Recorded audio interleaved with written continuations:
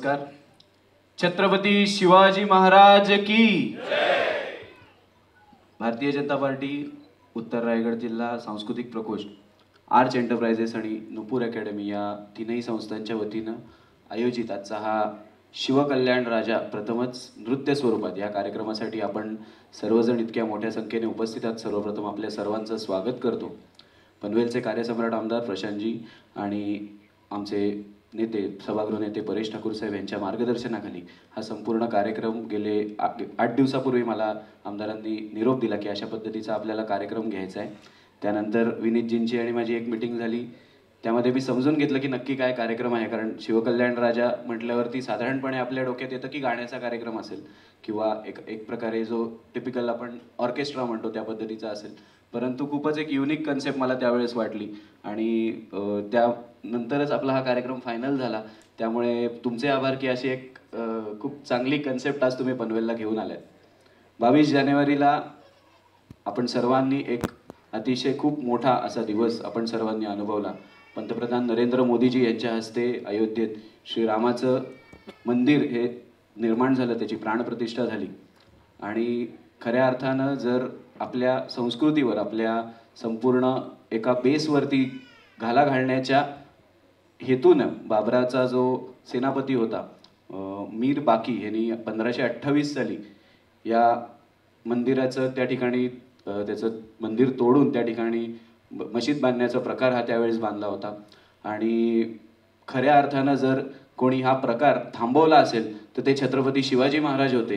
ते खऱ्या अर्थानं आपण म्हणू की एक युगपुरुषच मी म्हणेन की ज्यांच्यामुळे आज हे दिवस आपल्याला बघता येत आहेत.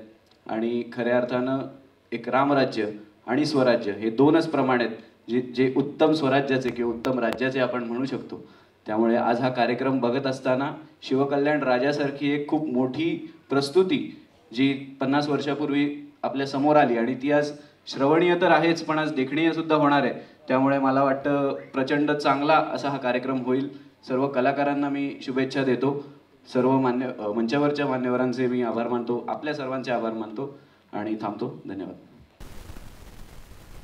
हा कार्यक्रम जो गेले काही महिने वेगवेगळ्या ठिकाणी महाराष्ट्रातल्या सादर होतोय, त्याच्या मागे ज्या 2 संस्था आहेत, आर्च एंटरप्राइजेस आणि नुपूर कथ्थक अकॅडमी आणि त्याचे सगळे टीम मेंबर, या सगळ्यांच्या अथक प्रयत्नांमधून हे कार्यक्रम सगळीकडे सादर होत आहेत. आणि त्याला सहाय्य करण्यामध्ये आम्हाला खरोखरच मनापासून आनंद होतोय. कारण अशा प्रकारचा कार्यक्रम हा ठिकठिकाणी साजरा होणं किंवा तो करणं हा अतिशय महत्त्वाची गरज आहे. त्यामुळे त्यांना मनपूर्वक त्यांच्या पुढच्या कार्यक्रमांकरता शुभेच्छा. वर्षातल्या 12ही अमावस्यांनी जणू गरारा घातला होता. महाराष्ट्राची भूमी घोड्यांच्या टापाखाली वेदनांनी गणत होती, गाळानं गात होती. प्राणी मात्र झाले दुःखी, पाहता कोणी नाही सुखी. कठीण काळे ओळखी धरिनात कोणी, अंधरुण तेही नाही, घर कराया सामग्री नाही. विचार सुचेना काही, अखंड चिंतेच्या प्रवाही पडले लोक.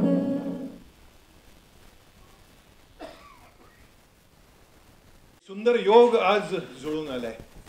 आजची तारीख आहे 17 फेब्रुवारी. ज्यांच्या नावानं बांधलेल्या नाट्यगृहात आज शिवचरित्राचा प्रयोग होतोय त्या आद्य क्रांतिकारक वासुदेव बळवंत फडके यांची आज पुण्यतिथी. 17 फेब्रुवारी 1883 एडनच्या तुरुंगात त्यांनी शेवटचा श्वास घेतला. एडनला जाण्यापूर्वी त्यांना ठाण्याच्या तुरुंगात ठेवण्यात आलं होतं. इथून जाण्याच्या दिवशी त्यांनी इथून काय नेलं असेल, इथली मूठभर माती आपल्या धोतरात बांधून नेली.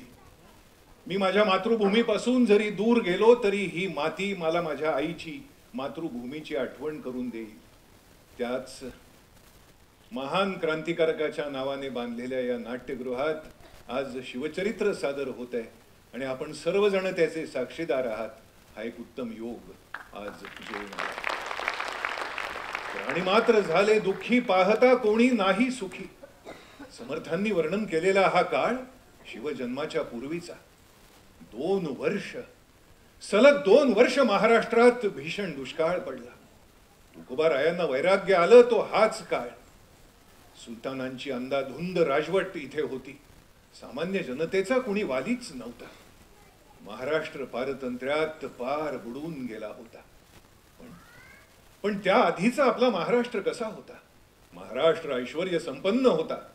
इथे काशीसारखं ज्ञान होतं, द्वारकेसारखं धन होतं, राजासारखं मन होतं आणि मनासारखा राजा होता. इथं घरांना कड्या कुलप नव्हती, किल्ली हरवायची चिंता नव्हती, चोर शोधूनही सापडत नव्हता. महाराष्ट्र रणांगणात गाजत होता, दह्या दुधात भिजत होता, दान घ्यायला लाजत होता आणि पांडुरंगाला भजत होता. याच महाराष्ट्रावर पठाणांची स्वारी आली. त्यांचा म्होरक्या होता अल्लाउद्दीन खिलजी. साम्राज्य देवगिरीचं बघता बघता पार बुडालं. दारुण दाणादाण उडाली. जनतेवर वचक बसावा, दहशत बसावी म्हणून अल्लाउद्दीन खिलजीनं सैनिकांना फरमान सोडलं, दुश्मन की खाल खींच कर उसे देवगिरी के दरवाजे पर लटका दिया जाए. राजा रामदेव रायाचं प्रेत देवगिरीच्या वेशीवर टांगलं गेलं आणि सुरू झाली काळ रात्र. ही भीषण काळ रात्र होती तब्बल 350 वर्षांची. या 350 वर्षांच्या काळात कुणी प्रतिकार केलाच नाही, कुणी उठाव केलाच नाही, कुणी विरोध केलाच नाही. ज्यांनी ज्यांनी हे करण्याचा प्रयत्न केला त्यांचा सुलतानांनी असा बंदोबस्त केला की पुन्हा कोणाची हिंमतच होऊ नये. भरल्या पिकामध्ये घोडे घालून पिकं लुटली जात होती. भरल्या घरातून आया बहिणींना ओढून नेलं जात होतं. यांना वाली कोणीच नव्हता. त्रस्त आम्ही. सारे त्रस्त झालेले साधू सज्जन माता भगिनी परमेश्वराला विचारत होत्या, विसरलास? कुरुक्षेत्रावर अर्जुनाला दिलेलं वचन विसरलास? यदा यदा हि धर्मस्य ग्लानिर्भवति भारत अभ्युत्थानम अधर्मस्य तदात्मानं सृजाम्यहम. विसरलास? त्या अदृश्य शिवशक्तीला हे सारे मिळून आवाहन करीत होते. त्रस्त आम्ही, त्रस्त आम्ही, दीन आम्ही, शरण तुला आलो. परवशतेच्या पाशी मरणोन्मुख झालो. साधू परित्राणाया दुष्कृती नाशाया भगवन भगवत गीता सार्थ कराया या.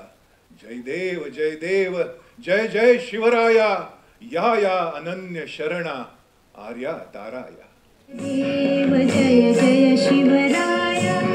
जय देव जय देव जय जय शिवराया. जय जय शिवराया. या या अनन्य शरणा आर्या ताराया.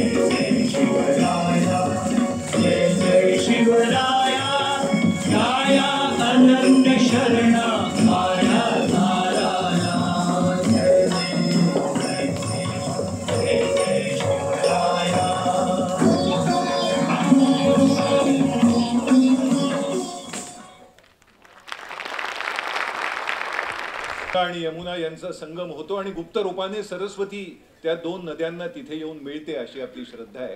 त्या जागेला आपण त्रिवेणी संगम म्हणतो.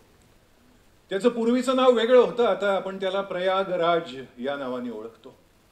ते पूर्वीचं नाव योगीजींनी बदललं कारण ते नाव आपलं नव्हतं. जे आपलं नसतं ते आपण बदलतो. नाव कशासाठी बदलायचं? नाव बदललं की भावना बदलतात, संज्ञा बदलल्या की संवेदना बदलतात. ते जुनं नाव होतं ते आपलं नव्हतं म्हणून ते योगीजींनी बदललं आणि आता त्या जागेचं नाव आहे प्रयागराज. जिथे तो त्रिवेणी संगम आहे त्याच्या जवळ एक भुईकोट किल्ला गढी म्हणू आपण अशी एक जागा आहे. सध्या तो भारतीय सैन्याच्या ताब्यात आहे. त्या भुईकोट किल्ल्यामध्ये एक अजस्त्र प्राचीन असा वटवृक्ष आहे.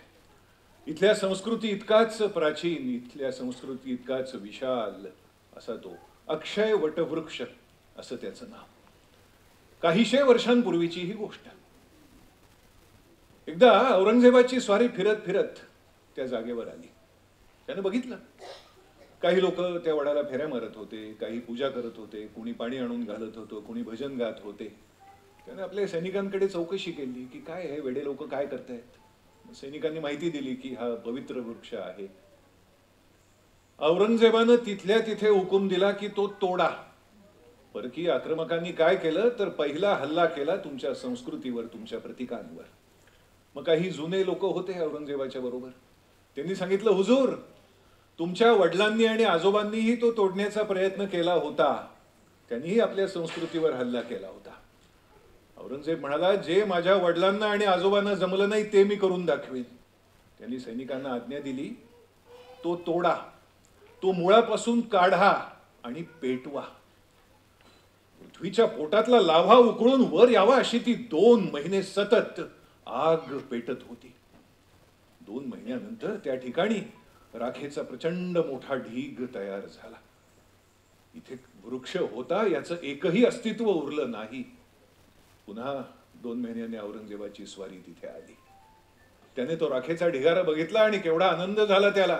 जे माझ्या वडिलांना जमलं नाही, आजोबांना जमलं नाही ते मी करून दाखवलं. मोठ्या आनंदात औरंगजेब तिथून निघून गेला. पण त्यावेळी औरंगजेबाच्या एक गोष्ट लक्षात आली नाही की त्या राखेच्या प्रचंड मोठ्या ढिगाऱ्यातून बाजूबाजूनी त्या प्राचीन वटवृक्षाचे अंकुर पुन्हा डोकं वर काढत होते. नैनम छिंदन्ति शस्त्राणि नैनम दहति पावकः अछेद्योयम अदायोयम अक्लेद्यो शोष्य एव च. नष्ट होणार नाही, जाळला जाणार नाही. आणखी एक गोष्ट औरंगजेबाच्या त्यावेळी लक्षात आली नाही की त्या वटवृक्षाचे जे अंकुर असे बाजूबाजूनी वर येत होते ना, त्यातला एक अंकुर शिवनेरी किल्ल्यावर जन्माला आला होता. त्याचं नाव राजा शिवाजी. तारीख 19 फेब्रुवारी 1630. सूर्यास्तानंतर 2 घटकांनी राजे जन्मास आले अशी नोंद सापडते. फेब्रुवारी महिन्यात लवकर सूर्यास्त होतो. अंदाजे 6:30 पावणे 7 याच्या दरम्यान राजे जन्माला आले असावेत. आपल्याकडे लोकांना चिकित्सा आणि प्रश्न फार असतात. कार्यक्रम झाल्यावर मला मागे येऊन विचारतील काय घड्याळ घेऊन उभे होतात तिथे, बाहेर उभे होतात की आतमधून टॅह आवाज आला बघितलं 6:00. एक अशी नोंद सापडते की सूर्यास्तानंतर 2 घटकांनी राजे जन्मास आले. महाराजांची रास कन्या होती. लहानपणी ते खूप रडायचे.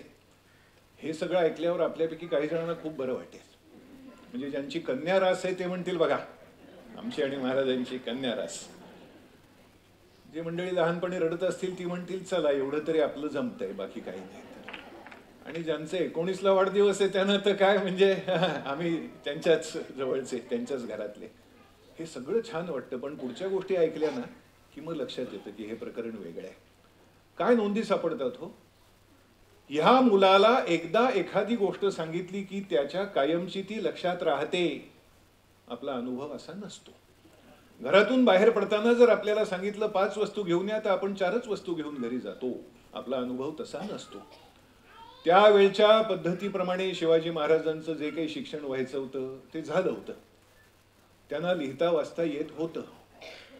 हे सांगण्याचं कारण असं की मध्यंतरीच्या काळात काही अभ्यासकांनी एवढं इतिहास संशोधकांना त्रास दिला की जोपर्यंत महाराजांचं खरं हस्ताक्षर मिळत नाही तोपर्यंत आम्ही हे मान्यच करणार नाही की त्यांना लिहिता वाचता येत नव्हतं. काय लॉजिक आहे याच्या मागे. आता महाराणा प्रतापांचा भाला सापडत नाही मग ते काय युद्धावर गेलेच नव्हते. थोरल्या बाजीराव साहेबांची तलवार सापडत नाही म्हणजे त्यांनी मोहिमा गाजवल्याच नाहीत. आणि हाच नियम लावायचा झाला तर औरंगजेबाचे कपडे तरी कुठे सापडले. हा, पण मग नंतर महाराजांचा हस्ताक्षर सापडला. आई साहेबांनी महाराजांना जे संस्कार दिले त्याच्यातला एक सगळ्यात मोठा संस्कार काय शिकवला आई साहेबांनी? शिवबा, वडिले मिळविले ते उपभोगून राहणे हा पुरुष धर्म नव्हे, स्वतःचे निर्माण करावे, नवीन निर्माण करावे. वडिलांनी मोठी एफडी बँकेत ठेवले, चिरंजीव दर महिन्याला बँकेत जात आहेत पोटावर हात फिरवत व्याज आणायला. पुरुष धर्म नव्हे, स्वतःचे निर्माण करावे, नवीन निर्माण करावे. महाराजांच्या संपूर्ण जडणघडण जी झाली त्याचं एकमेव कारण म्हणजे राजमाता जिजाऊ साहेब. आजही महाराष्ट्रातल्या घराघरात जर शिवाजीराजे जन्माला यावे असे वाटत असतील तर आमच्या माता भगिनींची जिजाऊ साहेब होण्याची तयारी हवी, तरच घराघरात शिवाजीराजे जन्माला येतील. शिवाजीराजे जन्माला आले आणि त्यांनी हे स्वराज्य घडवलं म्हणजे काय? एका वाक्यात सांगायचं झालं तर सामान्य माणसांनी एकत्र येऊन घडवलेला असामान्य इतिहास म्हणजे हिंदवी स्वराज्य. छत्रपतींच्या जन्माच्या वेळची भौगोलिक, सांस्कृतिक, सामाजिक परिस्थिती याचं वर्णन करणारा राम गणेश गडकरी गोविंदाग्रज यांचा 7 देवींचा हा पाळणा. गोविंदाग्रज म्हणजे आईचं काळीज असणारा कवी. राजहंस माझा निजला कवितेत ते लिहितात, हे हृदय कसे आईचे मी उगाच सांगत नाही, जे आनंदातही रडते मग दुःखात कसे ते होई. गडकरींनी लिहिलेला हा 7 देवींचा पाळणा गुणी बाळ असा जाग सिकारे वाया, नीज रे नीज शिवराया. गुणी बाळ असा जाग सिकारे वाया, गुणी बाळ असा जाग सिकारे वाया, नीज रे नीज शिवराया, गुणी बाळ असा जाग सिकारे वाया.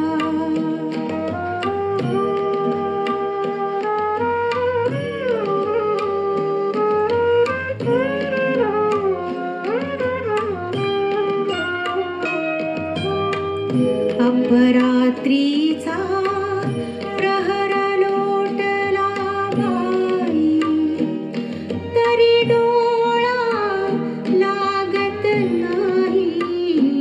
हा चालतसे चाळा एकच असला, तिळू संत नाही जीवाला, निजवायाचा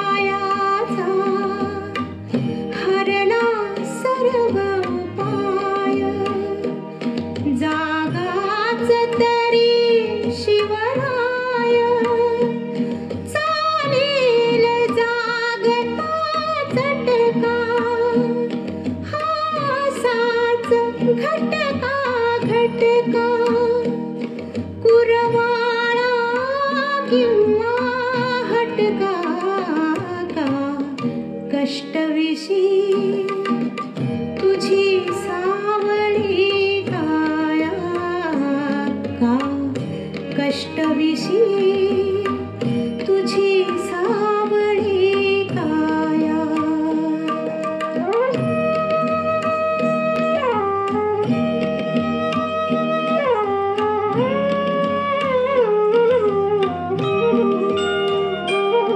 ही शांत निजे 12 मावळ थेट, शिवनेरी जुन्नर पेठ, त्या निजल्याला तशाच घाटा खाली, कोकणच्या चवदात आली ये भिववाया,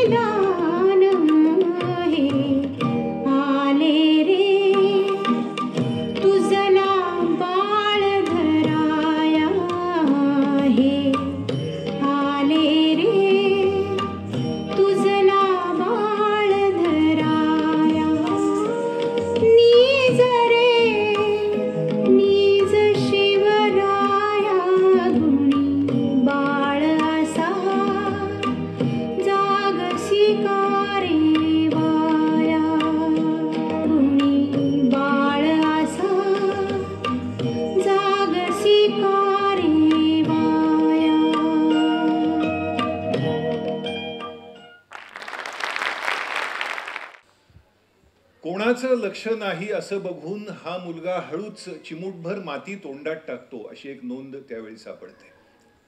चालायचंच. काही जण लहान असताना माती खातात, काही जण मोठे झाल्यावर वेगळ्या अर्थाने माती खातात. 2024 मध्ये ते चालतं. म्हणजे आपल्याला माहितीच आहे, मी काय आपल्याला वेगळं सांगायची गरज नाही. शिवाजी महाराजांची सगळ्यात मोठी इस्टेट, सगळ्यात मोठं धन, सगळ्यात मोठी संपत्ती त्यांनी जमवलेली माणसं. कुठून आली ही माणसं? जगदंबेनी पाठवली. कोणाला सांगितलं तू तानाजी होऊन जा, कोणाला सांगितलं बाजी होऊन जा, कोणाला सांगितलं प्रतापराव गुजर होऊन जा, कोणाला सांगितलं नेताजी पालकर होऊन जा. हे सारे जण राजांसमोर उभे राहत आणि नुसत्या नजरेने विचारत, सांग राजा सांग, तुझ्यासाठी संसारावर घरादारावर निखारा ठेवू की तुळशीपत्र ठेवू. ही सगळी माणसं एकत्र आली आणि त्यांनी जे घडवलं ते हिंदवी स्वराज्य होतं.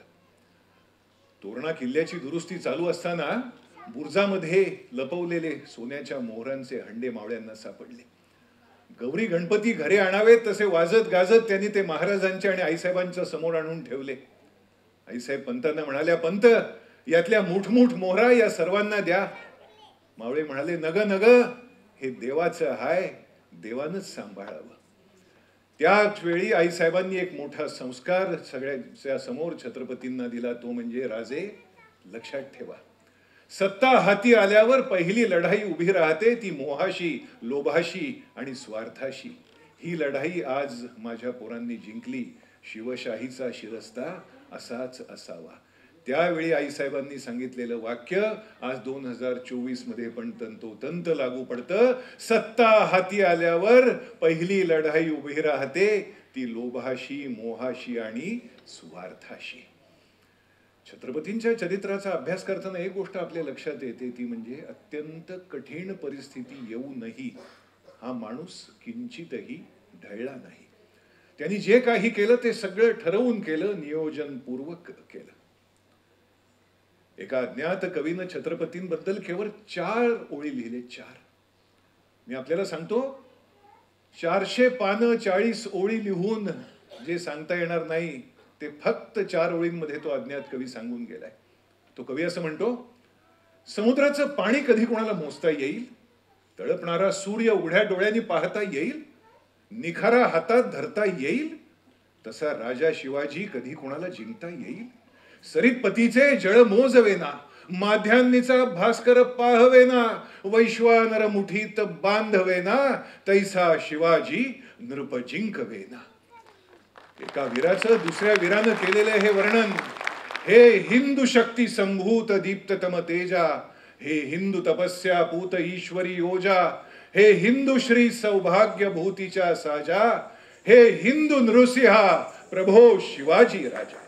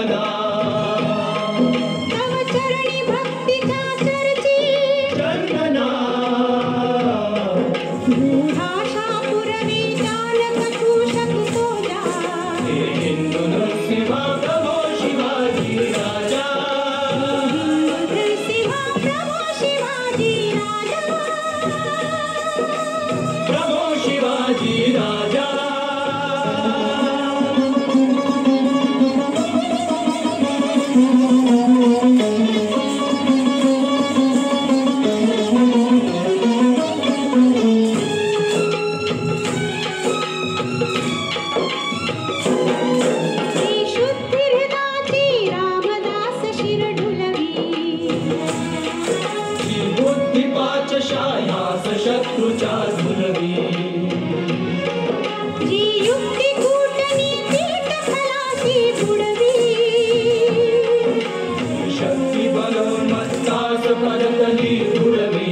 ती शुद्धी हेतुची कर्मी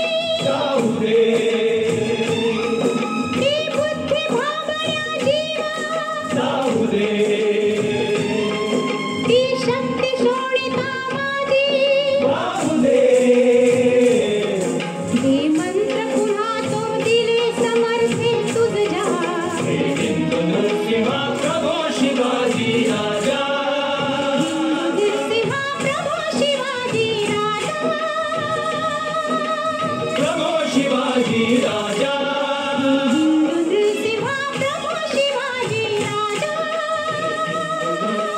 प्रभो शिवाजी राजा प्रभो शिवाजी राजा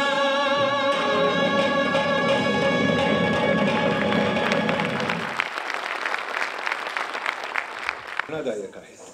खरं तर संपूर्ण शिवचरित्रच प्रेरणादायी आहे. शिवचरित्र हा एक परीस आहे. ज्याला त्या परिसाचा स्पर्श झाला त्याच्या आयुष्याचं सोनं झालं असंच समजा. अनेक महान प्रसंग यांच्या चरित्रात आपल्याला दिसतात. त्यातलाच एक सर्वोच्च बलिदानाचा प्रसंग म्हणजे पावनखिंडीचा संग्राम. आपल्याला माहिती आहे, सिद्धी जोहरनं पन्हाळ्याला वेढा घातला होता आणि हा वेढा उठण्याची कोणतीही चिन्ह दिसत नव्हती. आणि मग महाराजांनी युक्तीचा वापर केला.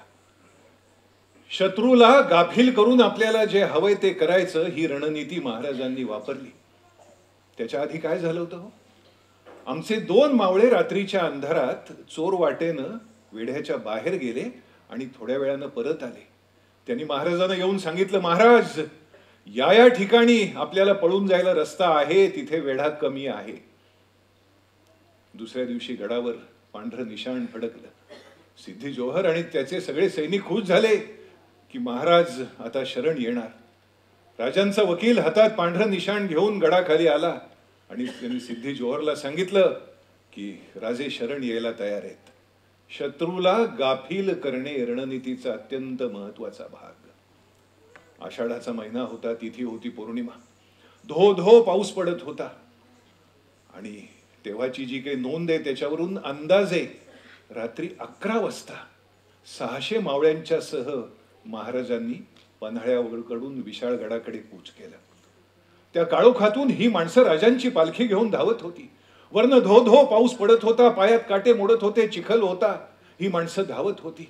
एकच कारण होतं, जर हा पालखीतला माणूस जिवंत राहिला तरच उद्या आपली बायका मुलं जिवंत राहतील, आपलं घरदार जिवंत राहील. ही एकच निष्ठा, यासाठी ही माणसं धावत होती.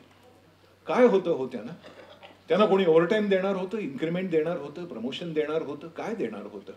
ह्या सगळ्याच्या पलीकडे ती माणसं गेली होती. गजापूरची घोडखिंड नावाचं जे ठिकाण आहे, आपल्यापैकी जी मंडळी पावनखिंडीत जाऊन आले त्यांना माहितीये की त्याचं जुनं नाव आहे गजापूरची घोडखिंड आणि आता आपण त्याला पावनखिंड या नावाने ओळखतो, जिथे बाजींचं रक्त सांडलं. बाजी प्रभूंच्या नेतृत्वाखाली ही माणसं रात्री 11 वाजल्यापासून सकाळी 11 वाजेपर्यंत महाराजांची पालखी घेऊन धावत होते. कुठून येतात ही माणसं? मिळतील का हो अशी? जेव्हा नेत्यावर 100% विश्वास असतो ना, तेव्हा माणसं सोडून जात नाहीत, ती नेत्याच्या बरोबरच राहतात. या वाक्याचा जर कुठल्या घटनेशी आपल्याला संबंध आढळला तर तो योगायोग समजावा. बाकी आपण शून्य आहात. नेत्यावर जेव्हा 100% निष्ठा असते ना, तेव्हा माणसं सोडून जात नाहीत, ती त्याच्या बरोबर राहतात. इकडे काय झालं मधल्या काळामध्ये? एका अज्ञात माणसाचं नाव आपल्यापर्यंत पोहोचवणं आवश्यक आहे. ही माणसं इतिहासाच्या पानामध्ये हरवून गेली. त्यांचे कधी कोणी पुतळे उभे केले नाहीत, त्यांचा कोणी सत्कार केला नाही. नियोजन. महाराजांच्या चेहरेपट्टीशी बऱ्यापैकी साम्य असणारा एक शिवा काशीद नावाचा मावळा होता. तो बराचसा महाराजांसारखा दिसायचा. त्यानं महाराजांचे कपडे चढवले आणि तो एका पालखीत बसून निघाला. शत्रूला गाफील करणे. पकडला गेला तर हा पकडला जाईल, चोर वाटेनं आपण निघून जाऊ. त्या माणसाचं धाडस बघा, त्या माणसाचं काळीज बघा. आपण 100% पकडले जाणार आणि पकडले गेल्यानंतर आपण मारले जाणार याची 100% खात्री असूनही तो माणूस स्वतःहून मरणाच्या दारात गेला शिवाजीराजांच्या निष्ठेसाठी. तो महाराजांना मुजरा करायला खाली वाकला. महाराजांनी त्याला उठवलं, हृदयाशी धरलं. परत केव्हा भेटशील रे? दोघांकडेही त्याचं उत्तर नव्हतं. बरं, महाराजांनी उजव्या हातातलं सोन्याचं कडं काढलं, ते शिवाकाशीच्या उजव्या हातात घातलं. ही बक्षिसी नव्हती बरं. ज्यांनी महाराजांना बघितलं होतं ना, असे काही सरदार सिद्धी जोहरच्या सैन्यात होते आणि त्यांना माहिती होतं की राजांच्या उजव्या हातात सोन्याचं कडं असतं. तपशिलात कुठेही चूक होता कामा नये. नियोजन. या कठीण प्रसंगातही त्यांचा मेंदू किती तल्लख होता याचं हे उदाहरण. शिवाकाशीची पालखी निघाली. ठरल्याप्रमाणे तो पकडला गेला. त्याला सिद्धी जोहर समोर नेऊन उभं केलं. तू कोण आहेस? हा म्हणाला, मी शिवाजी आहे. त्याच्या आजूबाजूला काही जुने सरदार होते. त्याच्यामध्ये आमची मराठी माणसंही होती. त्यांनी सांगितलं, हुजूर हा तो नव्हे. आणि मग सिद्धी जोहरला कळलं की काय झालंय. त्याचा जावई सिद्धी मसूद हा त्याच फौजेत होता. त्यानं जावयाला आज्ञा केली. त्याला 100% खात्री होती की महाराज पन्हाळ्यावरून निसटलेत म्हणजे ते विशाळगडाकडेच जाणार. विशाळगडाच्या वाटेवर त्यांनी सिद्धी मसूदला सोडलं. घोड्यावरची ताज्या दमाची फौज आणि रात्रभर 12 तास चालून दमलेले आमचे मावळे. गजापूरच्या घोडखिंडीत गेल्यावर त्यांच्या असं लक्षात आलं की मागून जी फौज येते ती आपल्याला आता धरणार. बाजी प्रभू म्हणाले, राजे आम्हास 300 मावळे द्या. 300 तुम्ही न्या. तुम्ही विशाळगडावर पोचेपर्यंत गनिमास खिंडीत रोखून धरतो. गडावर पोचल्यावर भांडी वाजवा, अशी तेव्हाची नोंद आहे. भांडी वाजवा म्हणजे तोफा वाजवा. तोपर्यंत शत्रूला 1 इंच पुढे येऊन देणार नाही. हा सगळा प्रसंग घडला तेव्हा बाजी प्रभूंचं वय होतं 55 वर्षांचं. त्यांचा एक मोठा भाऊ होता, त्याचं नाव फुलाजी प्रभू देशपांडे. त्याचं वय होतं 58. तोही महाराजांच्या सैन्यामध्ये होता. बाजीप्रभूंना 7 मुलं होती. त्यातली 5 मुलं त्यावेळी महाराजांच्या मोहिमेत बाजीप्रभूंच्या बरोबर होती. महाराजांचा पाय पुढे निघेना. अशा मोठ्या माणसाला सोडून, मृत्यूच्या दाढेत सोडून आपण जायचं? महाराज म्हणाले, नाही, आपण इथेच थांबू, गनिमाचा सामना करू. आणि मग बाजीप्रभूंनी शेवटचं अस्त्र काढलं. काय उद्गार सापडलेत हो, काही नोंदी सापडलेत बरं तेव्हाच्या. बाजीप्रभू म्हणाले, राजे आजवर आम्ही तुमचं ऐकलं, आज तुम्ही आमचं ऐका. राजांचा नाईलाज झाला. राजे पालखीत बसून निघाले. काय वाटलं असेल त्यांना, काय वेदना झाल्या असतील, आम्ही फक्त कल्पना करू शकतो. आणि मग घोड्यावरनं आलेली ही सिद्धी मसूदची फौज आणि आमचे 300 मावळे यांचा सामना झाला. बाजीप्रभूंचा देह थकला होता. अनंत जखमा झाल्या होत्या. पण मन पराभव पत्करायला तयार नव्हतं. कविवर्य कुसुमाग्रजांनी बाजीप्रभूंचं मन आणि शरीर यांच्यातलं झालेलं द्वंद्व एका कवितेत फार अप्रतिमपणे मांडलंय.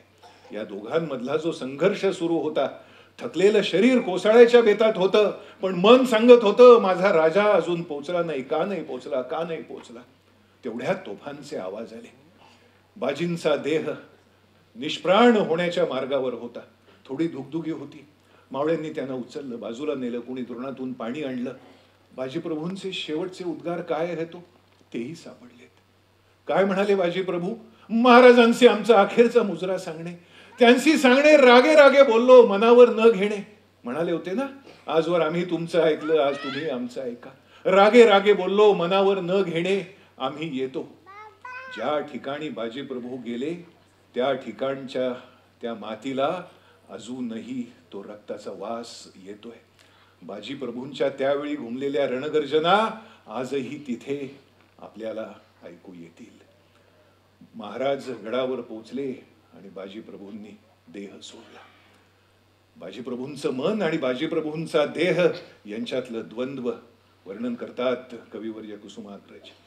होय तनूची केवळ चाळण, प्राण उडाया बघती त्यातून, मिटण्या झाले अधीर लोचन, खड्ग गळाले भूमीवरी, सरणार कधीरण प्रभोतरी, हे कुठवर साहू घाव शिरी, सरणार कधीरण प्रभोतरी.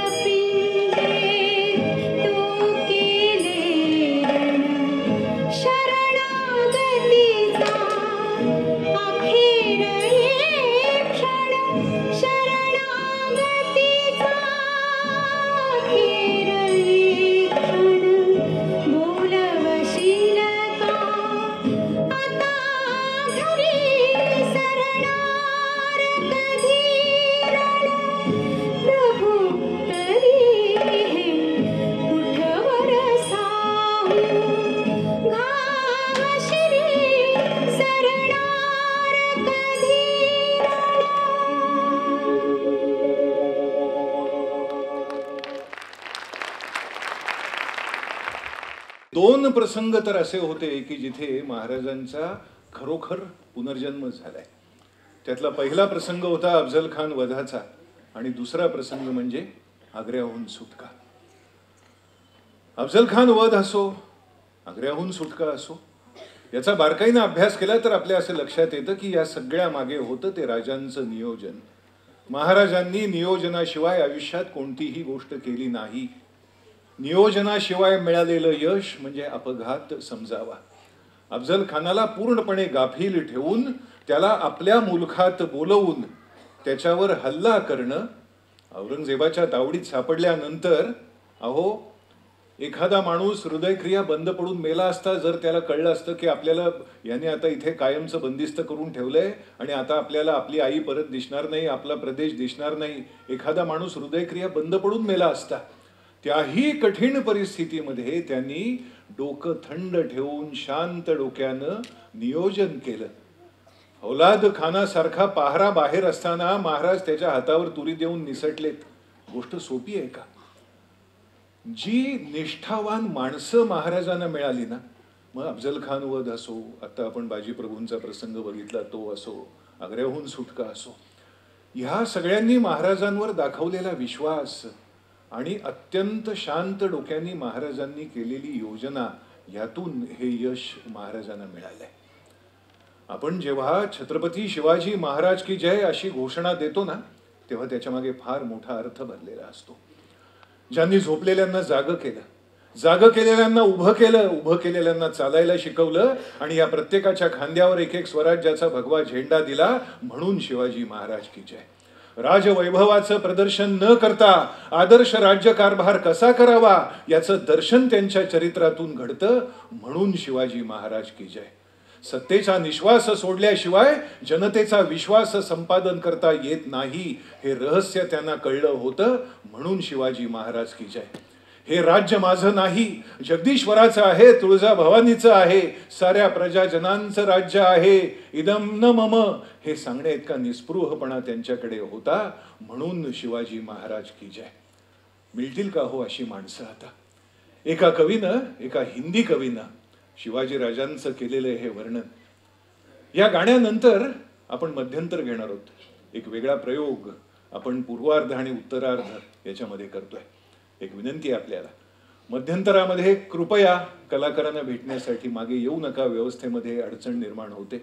आपल्याला उत्तरार्ध वेळेत सुरू करायचं आहे. प्रयोग संपल्यावर आपण अवश्य या, आमच्या कलाकारांना भेटा, त्यांच्यावर शाबासकीची थाप द्या, आम्हाला आनंद होईल. विनंती आहे की मध्यंतरामध्ये कृपया मागे येऊ नका, व्यवस्थेमध्ये अडथळा निर्माण होतो. एका अर्थानं शिवाजीराजे भाग्यवान म्हटले पाहिजेत, कारण ते त्या काळी जन्माला आले. आजच्या काळात शिवाजी महाराज जन्माला आले असते तर त्यांना छत्रपती होता आलं नसतं. याचं कारण आजची लोकशाही हे नाही. मी स्वतः मोठा होण्यापेक्षा बाकीचे मोठे कसे होणार नाहीत याची काळजी घेणारी मंडळी आजच्या काळात जास्त आहेत, म्हणून आज महाराजांना छत्रपती होता आलं नसतं. महाराज भाग्यवान की ते त्या काळी जन्माला आले. या कवीनं राजांचं जे वर्णन केलंय ना, त्याच्यामध्ये जगातल्या ज्या उत्तमोत्तम गोष्टी आहेत त्यांच्याबरोबर राजांची तुलना केली आणि राजे कसे श्रेष्ठ आहेत.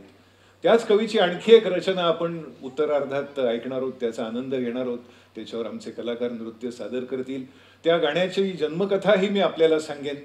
एक इंटरव्हल आपण एक 10-15 मिनिटांचा घेतोय. या गाण्यानंतर इंटरव्हल घ्यावा लागतो, त्याच्या मागे 2 कारणं असतात. एक व्यावसायिक गणित असं असतं की आपल्याला माहिती आहे जेव्हा थिएटरला कार्यक्रम असतो तेव्हा इंटरव्हल घ्यावाच लागतो, नाहीतर मग कॅन्टीनवाला आयोजकांना शोधत येतो.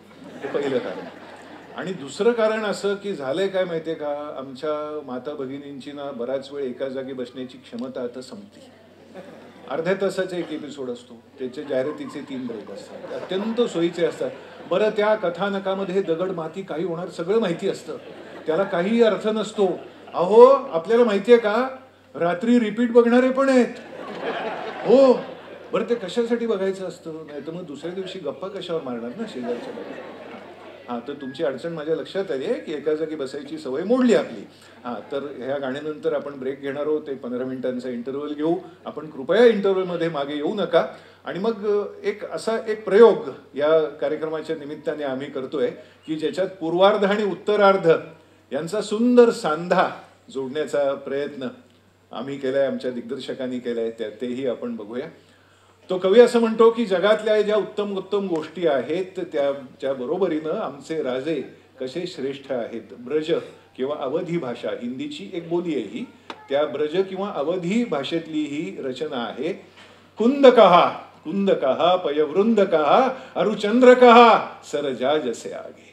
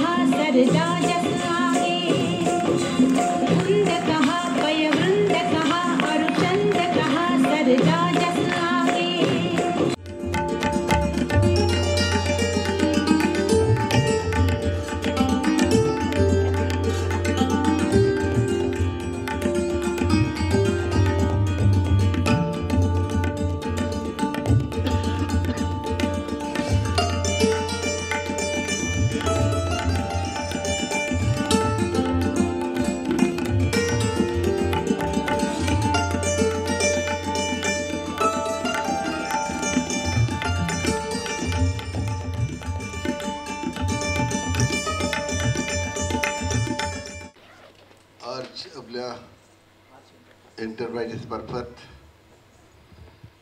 छत्रपती महाराजांच्या 350व्या राज्याभिषेक वर्षानिमित्तानं एक शानदार सुंदर असा हा प्रयोग इथे साजरा होत आहे. आणि त्या निमित्तानं मला आपल्या पटवर्धन आणि जगताप वगैरे यांनी आमंत्रण दिलं की सर आपण या ह्याच्यातून. तसं आपल्याला आवड असतेच पण सवड बऱ्याच वेळा मिळत नाही. पण मी म्हटलं नाही, मी नक्की येणार.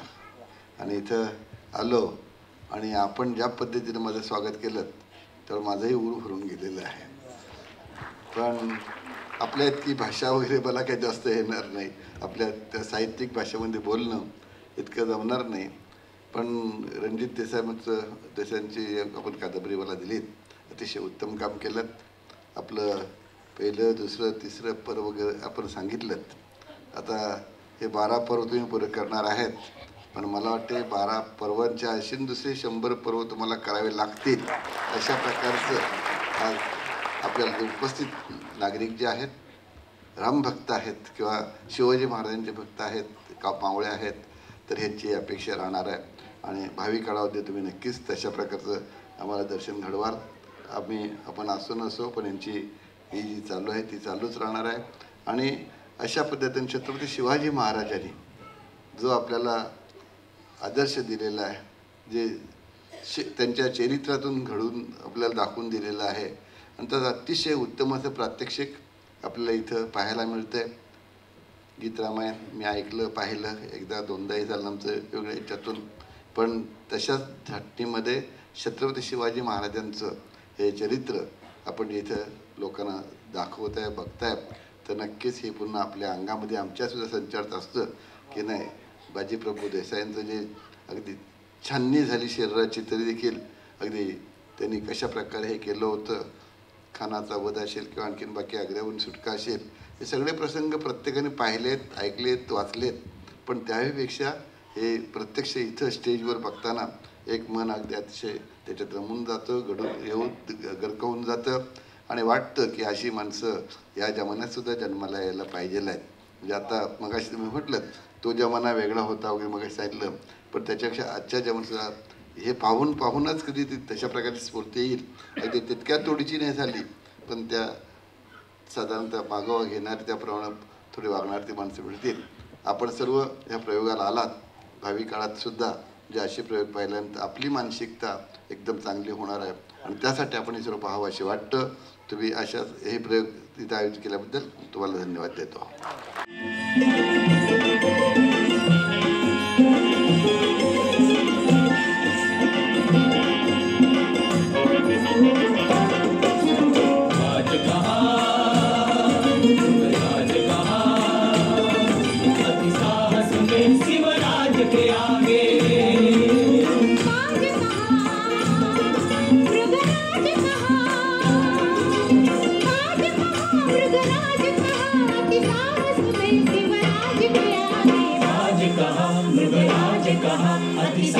में शिवराज के आगे बाज कहा, मृगराज कहा, अति साहस में शिवराज के आगे बाज कहा, मृगराज कराज लगा, अति साहस शिवराज के आगे, शिवराज के आगे, शिवराज के आगे, शिवराज के आगे. मोठी संपत्ती, सगळ्यात मोठं धन काय तर त्यांनी जमवलेली माणसं. ही माणसं जगदंबेने पाठवली. एका हातात निखारा आणि एका हातात तुळशीपत्र घेऊन ही माणसं राजांसमोर उभी राहायची. त्यातल्याच एका नरवीराची ही कथा. ही कथा मी आपल्याला यासाठी सांगतोय की यानंतर जेव्हा जेव्हा आपण हे गाणं ऐकाल तेव्हा तेव्हा त्या महान वीराचं बलिदान आपल्या समोर उभं राहील. त्याची आठवण आपल्या मनात येईल. आपण त्यापासून स्फूर्ती घ्याल, प्रेरणा घ्याल. म्हणून त्या गाण्याची कथा आणि त्या नरवीराची कथा आपल्यापर्यंत पोहोचवण्याचा हा प्रयत्न. विजापूर दरबारचा एक मातब्बर सरदार होता, बहलोल खान नाव त्याचं. स्वराज्यावर तो चाल करून आला.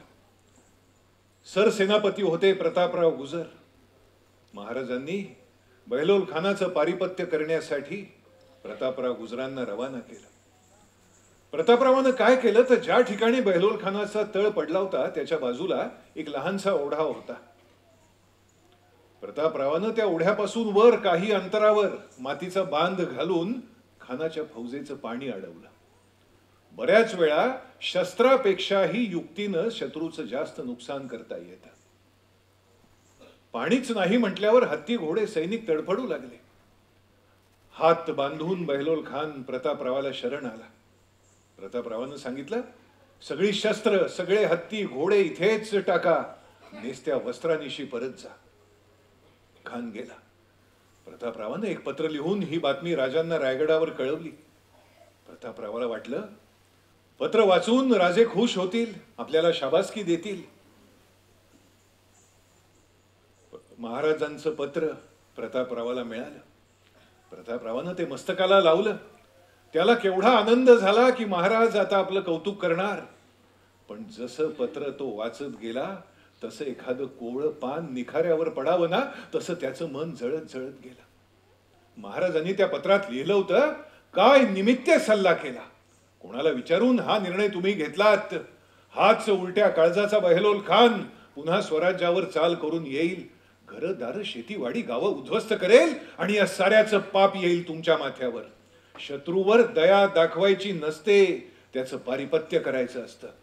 बहलोल खानाचा कायमचा निपात केल्याशिवाय पुन्हा रायगडावर येऊच नका. त्यावेळी प्रतापरावाला एक गोष्ट कळून चुकली की रायगडावर राज्याभिषेक होणार पण सिंहासनाच्या शेजारी सरनौबत नसणार. आपल्या छावणीपासून दूर 6 साथीदारांच्या बरोबर टेहळणीसाठी प्रतापराव गेले होते. मनामध्ये हे दुःख होतच.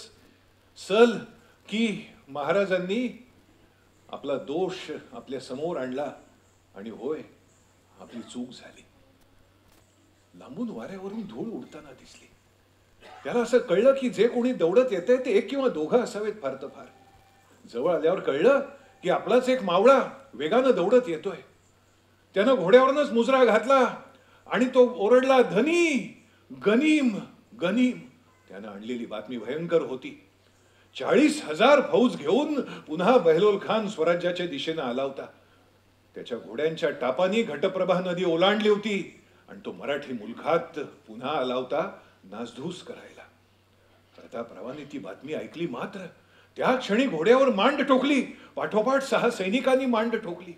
बातमी सांगणारा तो स्वार ओरडत राहिला, धनी, गनीम अफाट आहे, कापून संपणार नाही, मागची फौज बरोबर घेऊन जा. पण प्रतापराव त्याच्या हाका ऐकण्याच्या केव्हाच पलीकडे गेले होते. धुमसत होते अंतर, धुमसत होते अंतर, त्यातच पडली शिलगावणी, सुरुंग उडाला मनी, उडाल्या ठिणग्या डोळ्यातुनी, असा इरेचा राव पेटला डोंबच त्याच्या तनी, सळसळत्या खडगात नाहते तृषार्थ सौदामिनी. सुडासाठी आसुसलेले प्रतापराव 6 साथीदारांच्या समवेत बहलोल खानाच्या फौजेच्या दिशेनं दौडत होते. सात दौडती काळा वरती मात कराया, घात कराया उन्मत्तांचा जात लाभली नरसिंहाची. 7 दौडती जीवित्वाचे मोल कुणाला, यात कशाचे भान सख्यांनो, मरण ओढती. 7 दौडती कात टाकुनी शरीर सुखाची, हात 4 करण्यास निघाले, आत पेटले काल भैरवी कलकत्तीचे भीषण तांडव. 7 दौडती वात जसा जो मात जात असे, 7 तसे ते वात वादळी आदळती की 7 दौडती. सुडासाठी आसुसलेले प्रतापराव काळाबरोबर देहाचं भान विसरले होते. छातीवरची शीर आणि शीर फुगली होती, बंद तुटले होते. चहूबाजूनी जणू आग उसळली होती त्यांच्यावर. घोड्यांच्या नाला खडकावर आपटून ठिणग्या उडत होत्या. वर भिवई चढली, दात दाबिती ओठ, छातीवर तुटली पटबंदाची गाठ, डोळ्यात उठे काहूर ओलवे काठ, म्यानातून उसळे तरवारीची पात, वेढात मराठे वीर दौडले 7.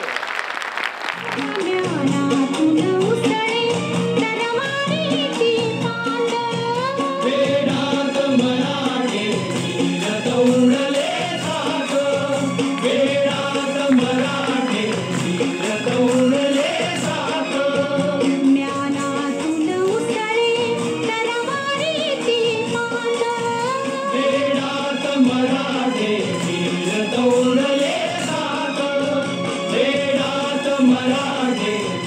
दौडले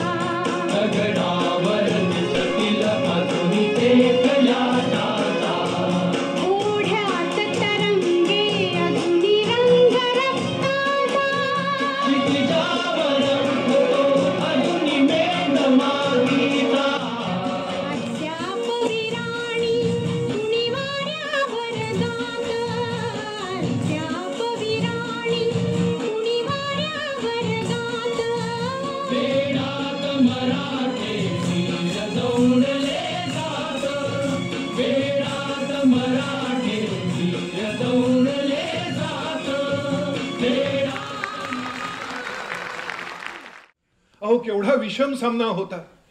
हे होते अवघे 7 आणि ती फौज होती 40,000ची. प्रतापराव गेले.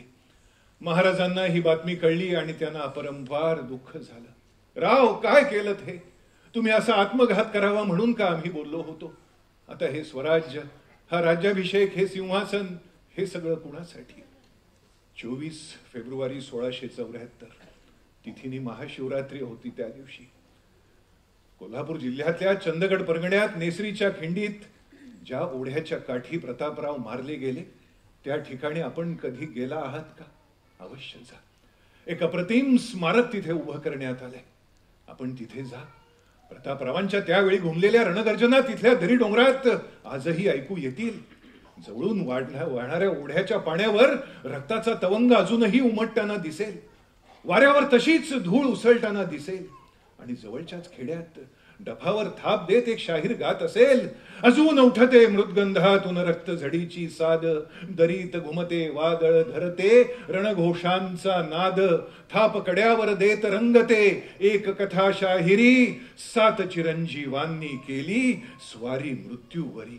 अजून फुटती सह्यागिरीच्या कुशीत हुंकार, आवरता हुंदके दाटतो दरीत अंधार, लकेर ये अतृप्त स्वरांची चुकार वाऱ्यावरी, 7 चिरंजीवांनी केली स्वारी मृत्यूवरी. 7 सतींचे पुण्य आणखी 7 ऋषींचा धीर, अधीर वेडे वीर निघाले 7 शिवाचे तीर. समर्थ रामदास स्वामी, संत तुकोबाराय आणि शिवराय ही माणसं एकाच काळात महाराष्ट्रात जन्माला यावीत यामागे नियतीचा निश्चित असा एक संकेत आहे. हा निव्वळ योगायोग नाही.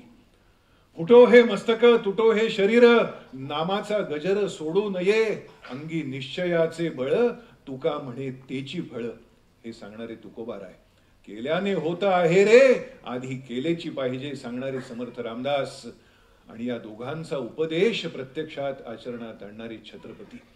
आपल्याला माहितीये का, शिवाजी महाराज आणि समर्थ रामदास स्वामी यांची प्रत्यक्ष भेट झाल्याचा एकही ठोस सबळ पुरावा नाही. याचंही कारण समर्थांनी सांगितलंय. काय म्हणतात समर्थ? राजकारण उदंड करावे परी कळोची न द्यावे. पहाटे 3 वाजता कोण जाऊन कोणाला भेटत होतं? कळोची न द्यावे, राजकारण उदंड करावे. समर्थांनीच त्याचं उत्तर दिलंय. समर्थ हा कालखंड कुठपासून पाहत होते. कार्यक्रमाची सुरुवात आपण त्यांच्याच रचनेने केली. प्राणी मात्र झाले दुःखी. सलग 2 वर्ष महाराष्ट्रात जो भीषण दुष्काळ पडला होता, समर्थ विचारत होते, हे कोदंडधारी रामा, आम्ही तुला फक्त मरतानाच हाक मारायची का? हे पहा सर्वत्र काय चाललं आहे. सकाळ पृथ्वी आंदोळली, धर्म गेला. उदंड ताडणे होती दुःख शोक विटंबना.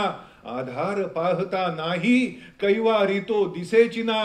दास म्हणे रे भगवंता, धाव रे धाव आता. इथपासून समर्थ हा सगळा महाराष्ट्र बघत होते. त्यांच्या डोळ्यासमोर जाणता राजा स्वराज्य निर्मिती करत होता. समर्थांनी गावोगावी मारुतीची मंदिरं स्थापन केली, आखाडे स्थापन केले. म्हणजे काय केलं तर महाराजांच्या सैन्याला सशक्त तरुण पुरवणारी केंद्र सुरू केली. आजच्या भाषेत म्हणजे सांगायचं ना, इनडायरेक्ट सपोर्ट, बाहेरून पाठिंबा, ते काम समर्थांनी त्या काळी केलं. हिंदवी स्वराज्य आकाराला येताना समर्थ पाहत होते आणि तो विरागीही गहिवरला. स्वप्नी जे देखिले रात्री, ते तैसेची होतसे. कळे ना काय रे होते आनंदवन भुवनी.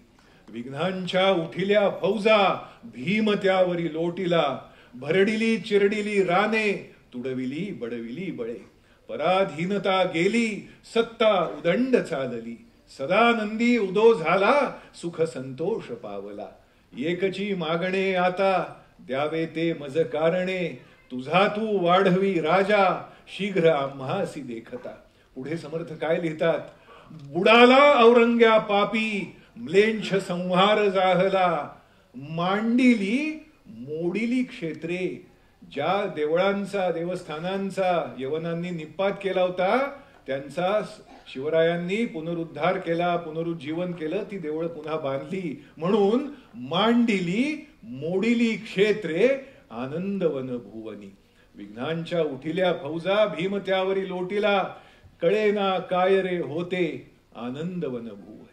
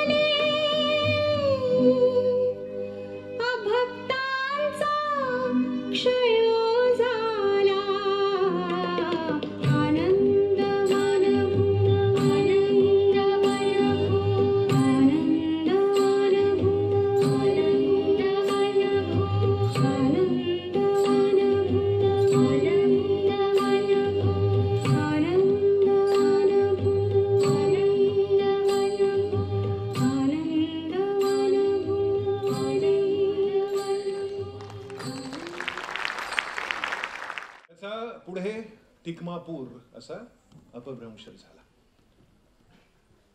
त्या त्रिविक्रमपूरमध्ये टिकमापूरमध्ये एक तरुण राहत होता. त्याच्या घरी त्याचे वडील होते, मोठा भाऊ होता, भावाची बायको होती.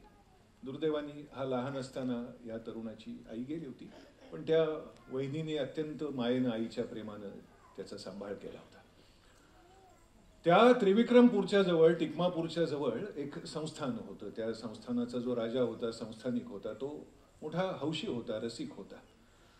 तो वेगवेगळ्या कलाकारांना, मग कुणी चित्रकार असेल, कुणी नर्तक असेल, कुणी गायक असेल, कुणी कवी असेल, त्यांना तो आपल्या दरबारात पाचारण करायचा, त्यांच्या कलेचा आनंद घ्यायचा आणि त्यांना भरभरून बक्षीस द्यायचा. कला जिवंत राहावी, कलाकार जिवंत राहावा, हा त्याच्या मागे उद्देश होता. ह्या तरुणानं त्याची कीर्ती ऐकली होती. तो त्याच्या दरबारामध्ये गेला आणि त्यांनी विनंती केली की महाराज, मी माझी एखादी कविता तुम्हाला ऐकवू का? मी आपल्याला इतिहास सांगतोय बरं. हां, आपल्याला जांभया द्यायच्या नाहीयेत, जागा राहून ऐकायचंय. हां, मी एखादी माझी कविता तुम्हाला ऐकवू का? त्यांनी ती कविता ऐकवल्यावर तो राजा बेहद्द खुश झाला. तो आपल्या जागेवर न उठला. त्यांनी सेवकाला खूण केली, त्याच्या कानात काहीतरी सांगितलं. वास्तविक त्यावेळची पद्धत अशी होती की समोरच्या माणसाला जे काही द्यायचंय ते सेवकानं एका तबकात वस्त्रानं झाकून आणायचं. राजांनी त्याला हात लावायचा आणि त्या सेवकांनी त्याला जे नेऊन द्यायचं की हे राजांनीच दिलंय असा त्याच्या मागचा अर्थ. तो राजा जागेवरनं उठला. त्या सेवकांनी एक भरलेलं तबक, सोन्याच्या मोहरांनी भरलेलं तबक त्या राजाच्या हातात आणून दिलं. तो राजा असं म्हणाला, हे कविराज, तुमच्या अलौकिक प्रतिभेवर बेहद्द खुश होऊन हे सोन्याच्या मोहरांनी भरलेलं ताट मी तुम्हाला बक्षीस म्हणून देतोय. आणि त्याच्यानंतर तो एक वाक्य बोलला आणि तिथे गडबड झाली. होतं काय माहितीये का, बऱ्याच वेळा काय बोलावं हे नाही कळलं तरी चालेल, काय बोलू नये हे कळलं पाहिजे. तो त्याच्या पुढे एक वाक्य म्हणाला, कविराज, तुमच्या अलौकिक प्रतिभेवर बेहद्द खुश होऊन हे सोन्याच्या मोहरांनी भरलेलं ताट मी तुम्हाला बक्षीस देतोय, पण लक्षात ठेवा, हे असं बक्षीस देणारा राजा तुम्हाला जगाच्या पाठीवर दुसरा मिळणार नाही. त्याच्यावर हा कविराज म्हणाला, महाराज, आपण असं बोलू नये. अहो, तुमच्यासारखे किती राजे येतील आणि जातील, माझ्यासारखे किती कवी येतील आणि जातील, कालव अनंता विपुलाच पृथ्वी, आपण असं बोलू नये. तो राजा म्हणाला, हा, तू म्हणतोस ते खरं आहे, तरीही असं बक्षीस देणारा राजा तुला जगाच्या पाठीवर मिळणार नाही. त्या तरुणानं एक पाय मागे घेतला, एक पाऊल मागे आला आणि म्हणाला, महाराज, तुम्ही पण लक्षात ठेवा, सोन्याच्या मोहरांनी भरलेलं ताट लाथाडून जाणारा असा कवीही तुम्हाला जगाच्या पाठीवर मिळणार नाही. त्याचं नाव कविभूषण. तो घरी आला, आपल्या वहिनीला, भाभीजी वगैरे म्हणाला असेल, त्यांनी सगळी हकीकत सांगितली. वहिनी, असं असं झालं आणि मी असं असं केलं, माझं चुकलं का? काय म्हणाली असेल ती बाई, दळिद्री कार्ट मेलं, रुपया कमवायची अक्कल नाही, तो एवढं भरभरून देत होता ते घ्यायचं, हा, आईच्याच वळणावर गेलाय. नाही हो, ती बाई काय म्हणाली, भाऊजी, म्हणजे काय देवरजी वगैरे म्हणाली असेल, भाऊजी, तुम्ही केलं ते बरोबरच केलं. शारदेची उपासना करणाऱ्याने लाचार होऊ नये, आचार सोडू नये. मी तुम्हाला सांगू का, मराठी साहित्य संमेलनात हा फलक मी स्वखर्चाने लावायला तयार आहे. शारदेची उपासना करणाऱ्याने लाचार होऊ नये, आचार सोडू नये. मग त्या बाईनी त्याला सांगितलं, भाऊजी, तुम्ही लहानपणी एकदा हरवला होतात, तेव्हा तो जमाना होता, एक काळ होता की मुलं खेळत खेळत गावाबाहेर जायची. आता तो प्रॉब्लेम येत नाही, कारण मुलं सोसायटीच्या बाहेरच जात नाही आणि गेली तरी त्यांच्याकडे ते यंत्र असतंच. एक काळ होता की मुलं हरवायची आणि मग मुलं हरवली की आया रड रड रडायच्या आणि मुलं सापडली की बडव बडव बडवायच्या, जाशील परत, जाशील परत. ही बाई म्हणाली, भाऊजी, तुम्ही लहान असताना एकदा हरवला होतात, तेव्हा मी देवाऱ्यातल्या गणेशाला आणि देवीला शारदेला नवस बोलले होते की माझे भाऊजी मला परत सापडू देत, मी तुम्हाला उत्तम दर्जाचे अलंकार वाहीन, पण मला सोन्या चांदीचे अलंकार नको आहेत, मला तुमच्याकडून उत्तम काव्य हवं आहे. कलाकार जन्माला येण्यासाठी घरातून पाठिंबा लागतो ना, तो हा असा. हा म्हणाला, वहिनी, मी अवश्य करीन. तोपर्यंत त्या भूषणाच्या कानावर महाराजांची कीर्ती गेली होती, शिवाजीराजांची. आग्र्याहून सुटका हा प्रसंग तेव्हा नुकताच घडला होता आणि त्याच्या मनामध्ये अशी एक श्रद्धा होती, त्याची एक भावना होती, त्याची एक समजूत होती की शिवाजी महाराजांचं दर्शन आपल्याला झाल्यानंतर, आपण त्यांना बघितल्यानंतर खडक फोडून झरा असा बाहेर यावा वेगाने, तशी आपली प्रतिभा उफाळून येईल, अशी एक त्याची श्रद्धा होती. तो वहिनी म्हणाला, मला तिकडे जायचंय, परवानगी द्या. त्याच्या वहिनीनं परवानगी दिली. तो उत्तरेहून चालत चालत मिळेल त्या मार्गाने, मिळेल त्या वाहनाने, तेव्हा कुठे घोडा असेल, बैलगाडी असेल, काय जे असेल, उत्तरेहून तो चालत चालत चालत रायगडाच्या पायथ्यापाशी आला. उत्तरेकडून महाराष्ट्रात माणसं येण्याची परंपरा किती जुनी आहे, तेव्हापासून आजपर्यंत माणसं येतातच आहेत उत्तरेकडून. तो आला रायगडाच्या पायथ्याशी. बरं, रायगड हे लष्करी केंद्र ना, कुणीही यावं, कुठेही राहावं, मतदार यादीत नाव घालावं, आधार कार्ड काढावं असं चालत नाही. लष्करी केंद्र. मग चौकशी झाली, कोण आला, कुठून आला, काय त्याची झडती झाली, याच्या अंगावर काही शस्त्र आहे का. साबाजी काटकर या नावाचा किल्लेदार त्यावेळी रायगडावर होता. मावळ्यांनी त्याला समोरून येऊन उभं केलं त्या कविभूषणाला. तो म्हणाला, लांबून दाखवलं तरी चालेल, मला फक्त त्यानं एकदा बघायचंय. तर त्याच्यावर तो साबाजी काटकर म्हणाला की आता संध्याकाळ झाली आहे, आम्ही तुमची इथे राहायची जेवणाची सगळी व्यवस्था करतो, तुम्ही संकोच करू नका. आपण काही पुण्यामध्ये नाही आहोत, तुम्ही असं काही संकोच करू नका, तुमची सगळी सोय इथे होईल. हा बेचैन की केव्हा महाराजांना बघतोय, केव्हा महाराजांना बघतोय. सकाळ झाली आणि महाराज जगदीश्वराच्या दर्शनाला आले. ते जगदीश्वराचं देऊळ आम्ही रायगड बघायला जातो आणि त्या देवळाच्या भिंतीवर खडूने लिहून ठेवतो, कधी आलो होतो, किती जण होते, परत केव्हा येणार आहोत. मी आपल्याला सांगू का, शक्य असेल ना तर ते पुसा, आणि ते नाहीच जमलं तर त्याच्या खाली एकच ओळ लिहा, हे कालच वारले. मग पुन्हा कुणी असं लिहायचं धाडस करणार नाही. अहो, ज्यांनी किल्ले बांधले त्यांनी स्वतःचं नाव नाही लिहिलं हो कुठे, आणि आम्ही तिथे खडूने जाऊन नावं लिहितो. त्या जगदीश्वराच्या दर्शनाला महाराज आले. हा बाहेर उभाच होता त्या सभामंडपात.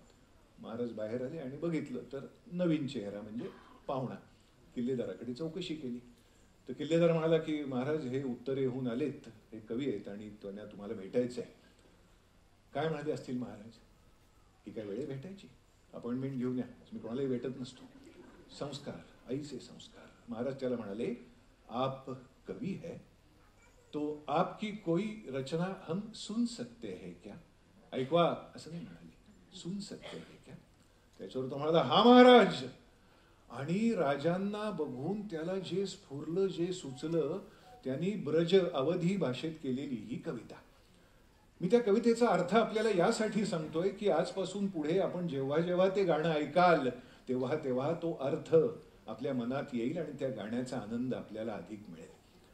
ब्रज अवधी भाषेतली ही कविता आहे. आधी त्याची पहिली ओळ सांगतो आणि मग त्याचा मराठीतला अर्थ आपल्याला सांगतो.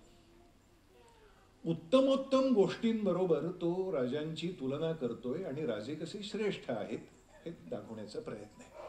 ज्यांना मराठी भाषा, कविता याच्यामध्ये रस आहे त्यांनी बारकाईने ऐका. एकाच उपमा देण्यासाठी, एकाच शब्दासाठी तो किती वेगवेगळी उदाहरणं देतो हेही पहा. तो म्हणतो, त्यांनी राजांना बघितलं, म्हणाला, हा महाराज. इंद्र जिमी जंभ पर बाळवस अंब पर रावण सदंभ पर रघुकुल राज है. इंद्र जिमी जंभ पर, जंभासुराचा वध करणारा. जिमी म्हणजे राक्षस. इंद्राने जसा जंभासुराचा वध केला. इंद्र जिमी जंभ पर, बाडव स अंब पर, बाडव म्हणजे वादळ, स अंब, अंब म्हणजे पाणी, ज्याच्यात पाणी आहे तो ढग. बाडव स अंब पर, ढगांवर तुटून पडणारं वादळ. बाडव स अंब पर, रावण सदंभ पर, रावण कसा, सदंभ अहंकारी, त्याचा निपात करणारा कोण, रघुकुल राज, प्रभू रामचंद्र. तसे महाराज तुम्ही. पवन बारी बाह पर, पवन म्हणजे वारा. मूळ संस्कृत शब्द आहे वारी वाह म्हणजे ढग, त्याचा अपभ्रंश बारी बाह. बघा, मगाशी म्हणतो तो वादळ ढगांवर तुटून पडतं, त्यासाठी ही दुसरी उपमा. पवन बारी बाह पर, शंभू रतिनाह पर. शंभू म्हणजे शंकर, रतिनाह रतीचा पती म्हणजे मदन, त्याला जाळून भस्म करणारा शंकर. शंभू रतिनाह पर, जो सहस्र बाह पर राम द्विजराज है. सहस्त्रार्जुनाचा वध करणारा परशुराम. तसे महाराज तुम्ही. राम दसकंध पर, समजायला सोपं आहे, दसकंध म्हणजे रावण. राम दसकंध पर, भीम जरसंध पर, भूषण जो सिंधू पर, कुंभज बिसेखिये. देवदानवांनी समुद्र मंथन केल्यानंतर त्याच्यातून वर आलेला अमृताचा कुंभ. तसे महाराज तुम्ही. हर जो अनंग पर, पुन्हा तीच उपमा. हर म्हणजे शंकर, अनंग म्हणजे मदन. हर जो अनंग पर, गरुड जो भुजंग पर, कौरव के अंग पर, पार्थ जो पेखिये. कौरव सेनेवर बाणांचा वर्षाव करणारा पार्थ अर्जुन. तसे महाराज तुम्ही. दावा द्रुमदंड पर, दावा म्हणजे अग्नी, द्रुमदंड म्हणजे झाड. वणवा पेटल्यानंतर तो बघता बघता सगळं जंगल भस्मसात करतो. दावा द्रुमदंड पर. चीता मृगझुंड पर, हरणांच्या कळपावर तुटून पडणारा चित्ता. चित्ता मृगझुंड पर, भूषण वितुंड पर, वितुंड ज्याचे तोंड इतरांपेक्षा वेगळे आहे कोण? हत्ती. भूषण वितुंड पर जैसे मृगराज, त्याच्या गंडस्थळावर झेप घेणारा सिंह, तसे महाराज तुम्ही. शेवटच्या कडव्यात तो लिहितो तेज तम अंश पर, सूर्य उगवल्यानंतर प्रकाश आल्यावर काळोख जसा बघता बघता नाहीसा होतो, तेज तम अंश पर. कान्ह जिमी कंस पर, कान्ह म्हणजे कृष्ण, त्याने निपात केला कंसाचा. कान्ह जिमी कंस पर त्यो मलेंछ बंस पर सेर शिवराज है. लेंछ वंशाचा निपात करण्यासाठी जन्माला आलेले शिवराय तुम्ही सिंह आहात, तुम्ही सिंह आहात. हे सगळं ऐकल्यानंतर महाराज काही बोलले नाहीत. आम्ही राजांच्या जागी असतो तर छान वाटतंय, लोक टाळ्या वाजवत आहेत, रेकॉर्डिंग सुरू आहे, म्हणा म्हणा परत एकदा म्हणा. राजे काही बोलले नाहीत. त्याच्यावर तो म्हणाला क्या हुआ? महाराज म्हणाले ये तो सब स्तुती है. त्याच्यावर तो म्हणाला नहीं महाराज ये सत्य स्थिती है. तो कविभूषण नंतर काही काळ महाराष्ट्रात राहिला. राज्याभिषेकाला तो रायगडावर होता. त्याच्याबद्दल विश्वास न बसण्यासारखी एक गोष्ट आहे. गाणं झाल्यावर मी आपल्याला सांगेन, तुम्ही गाण्याचा आनंद घ्या, मी तुम्हाला नक्की सांगेन. नाही तर हे काय सांगणार आहे विश्वास न बसण्यासारखं, मी नक्की सांगेन तुम्हाला. त्या गाण्याचा आपण आनंद घेऊ. इथे संगीतकाराची प्रतिभा दिसून येते. हा कविभूषण जिथून आला होता ना, वृंदावन ब्रज म्हणजे उत्तरेकडून आला होता, त्या भूमीमध्ये प्रचलित असलेली गायन शैली ध्रुपद धमार गायन शैली, संगीतकार हृदयनाथ मंगेशकरांनी भूषणाच्या कवितेला चाल लावताना तीच शैली वापरली. इंद्र जिमी जंभ पर बाळव संब.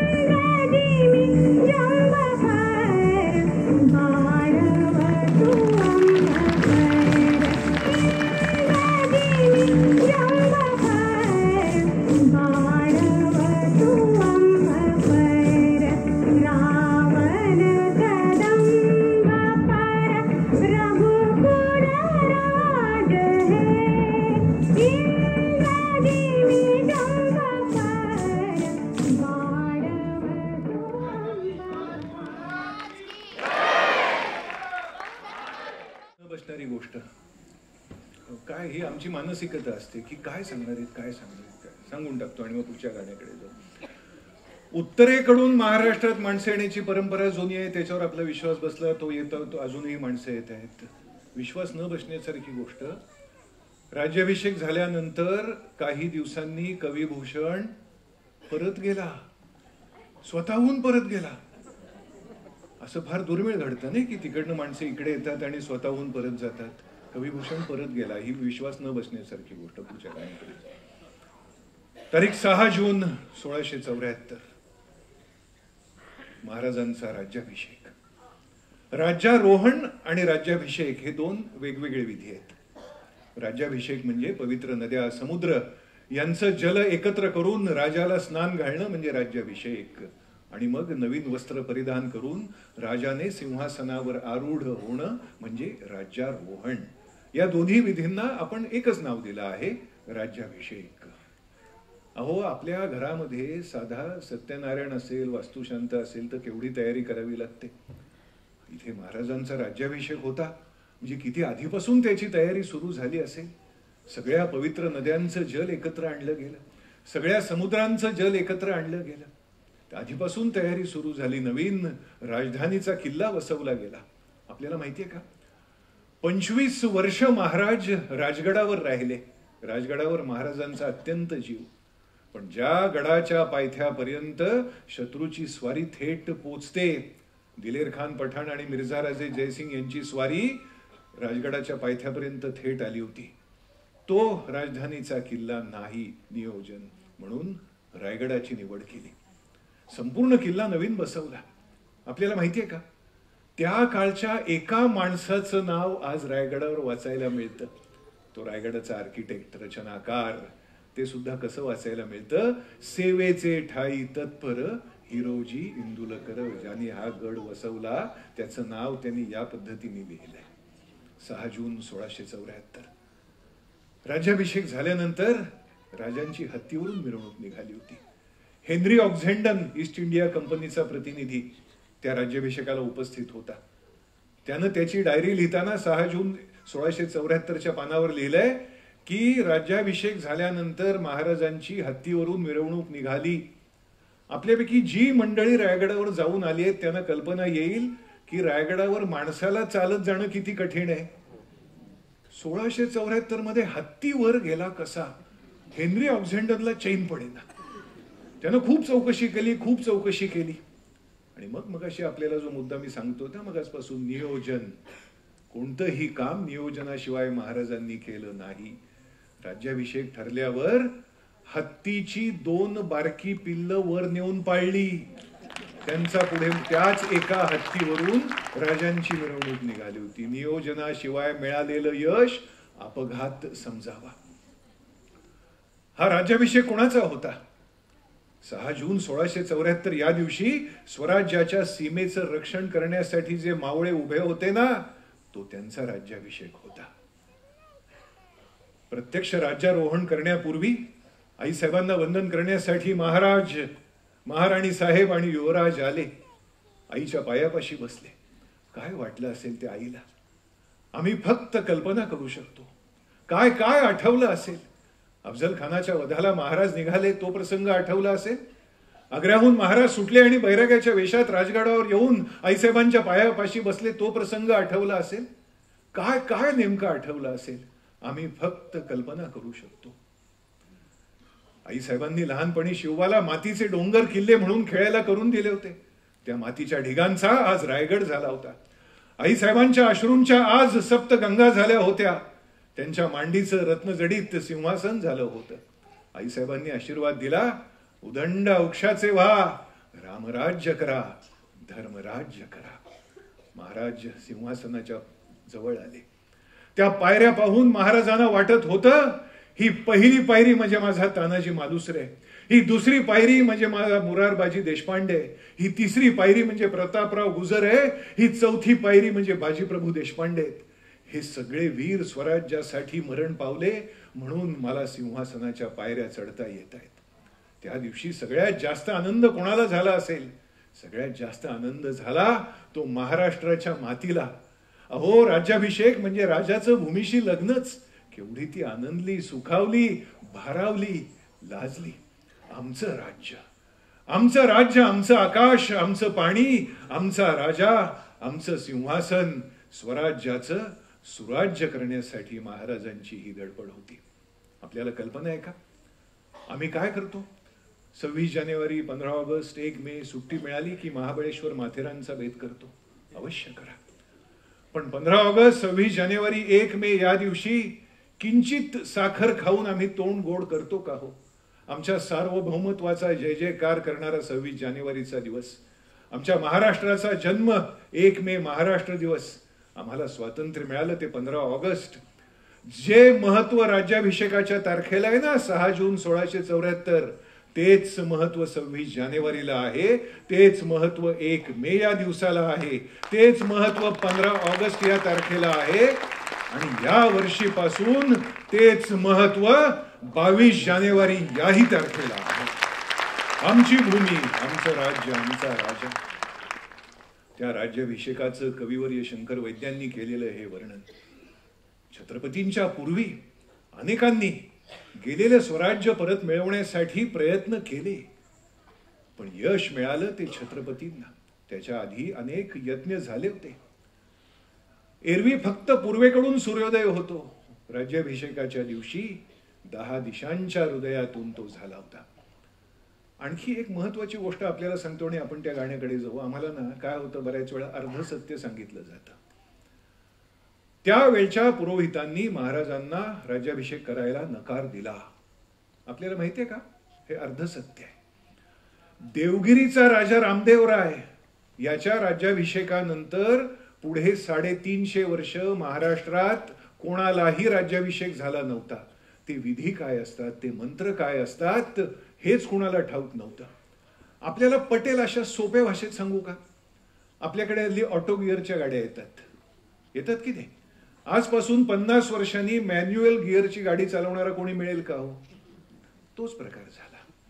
त्यांना ते मंत्रच माहीत नव्हते, ते विधीच माहीत नव्हते, म्हणून काशीहून विद्वान गागा भट्टांना आमंत्रित करण्यात आलं. आम्हाला अर्धसत्य सांगितलं जातं. हे गेलेलं स्वातंत्र्य परत मिळवण्यासाठी जे यत्न झाले त्यातून उठलेली एक केशरी ज्वाला म्हणजे छत्रपती शिवराय. शतकांच्या यज्ञातून उठली एक केशरी ज्वाला, 10 दिशांच्या हृदयामधुनी अरुणोदय झाला. 10 दिशांच्या हृदयामधुनी अरुणोदय झाला, अरुणोदय झाला. शिवप्रभूची नजर फिरी उठे मुलुख सारा, दिशा दिशा भेदीत धावल्या खडकाच्या धारा. हे तुफान स्वातंत्र्याचे, हे तुफान अभिमानाचे, वादळ उग्रविजांचे, काळोखाचे तट कोसळले चिराचिरा ढळला. 10 दिशांच्या हृदयामधुनी अरुणोदय झाला, अरुणोदय झाला, अरुणोदय झाला.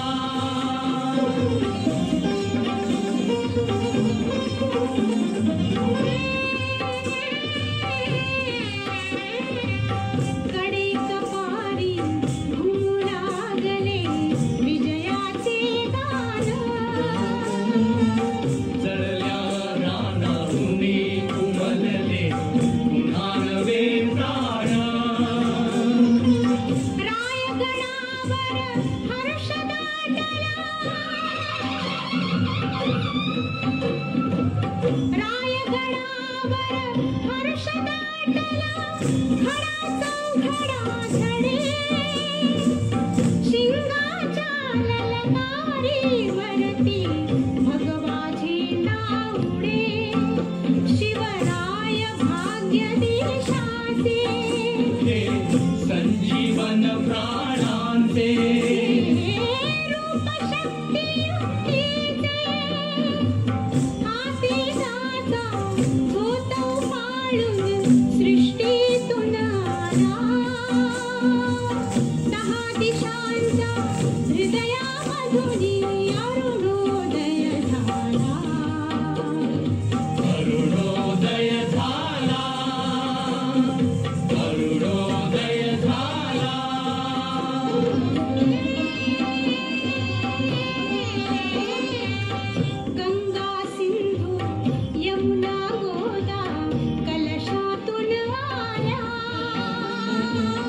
शिवरायाला स्नान घालुनी धन्य धन्य झाल्या. धीमी पाऊले टाकीतैका, धीमी पाऊले टाकीतैका, रुद्राचा अवतार. अधीर हृदयातुनी उमटला हर्षी जय जयकार. प्रौढ प्रताप पुरंदर क्षत्रिय कुलावतांस सिंहासनाधीश्वर महाराजाधिराज शिवछत्रपती महाराज.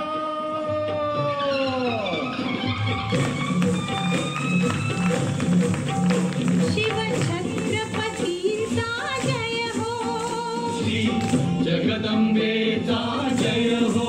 या भरतभूमीचा जय हो. जय जयकारातुनी उधळल्या शतकांच्या माला. 10 दिशांच्या हृदयामधुनी अरुणोदय झाला. अरुणोदय झाला, अरुणोदय झाला, अरुणोदय झाला, अरुणोदय झाला.